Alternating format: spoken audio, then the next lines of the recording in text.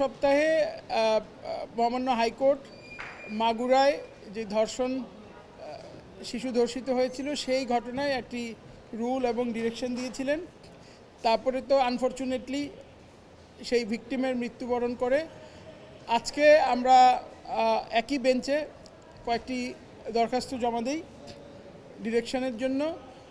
যেই ভিকটিম মারা গিয়েছে ওনার যে বোন, তার বয়স 14, বড় বোন, সেও একজন শিশু। সেই শিশুকে যাতে অ্যাডিকুয়েট প্রোটেকশন এবং সিকিউরিটি দেওয়া হয় এবং তার ওয়েলফেয়ারের জন্য এই মর্মে একটি ডিরেকশন আদালত দিয়েছেন আজকে। ইলেকট্রা রেফ্রিজারেটর, খাবার তাজা তো জীবন তাজা। ইলেকট্রা, ফ্রিজের রাজা।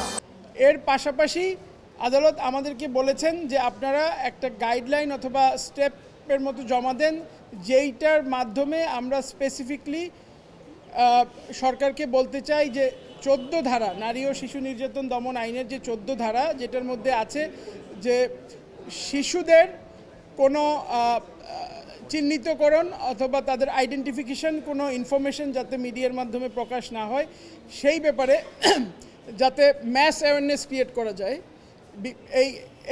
এই সেকশনটা নতুন এবং আমাদের দেশের অধিকাংশ মানুষেরই এই ব্যাপারে খুব একটা ধারণা নেই, অ্যাওয়ারনেস নেই। সো মাননীয় আদালত মনে করেছেন যে আমাদের সবার উচিত এবং রাষ্ট্রের উচিত যে এইটার ব্যাপারে একটা ম্যাস অ্যাওয়ারনেস ক্রিয়েট করা, এবং সেই মর্মে আদালত আমাদের কাছে চেয়েছেন যে কিভাবে এবং কাদেরকে দিয়ে এই ম্যাস অ্যাওয়ারনেসটা ক্রিয়েট করা যায়, কি কি স্টেপ নেওয়া যায়।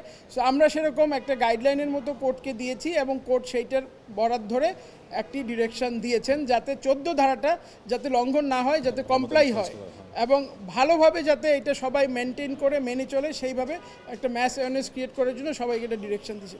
এর পাশাপাশি উল্লেখযোগ্য বিষয় হচ্ছে, আপনারা জানেন গত 4 মার্চ বরগুনা জেলায় 14 বছরের আরেকটি নারী শিশু এই ধরনের সেক্সুয়াল অফেন্সের শিকার হয়েছে এবং পরের দিন তার বাবা একটা মামলা করেন। মামলা করার পরে সেই মামলার যারা আসামি, তারা তাকে মামলা তুলে নেওয়ার জন্য ধমক দেয়, ভয় দেখায়, ভীতি প্রদর্শন করে এবং উনি ওনাদের কথা না শোনার ফলশ্রুতিতে 11ই মার্চ তাকে খুন করা হয়।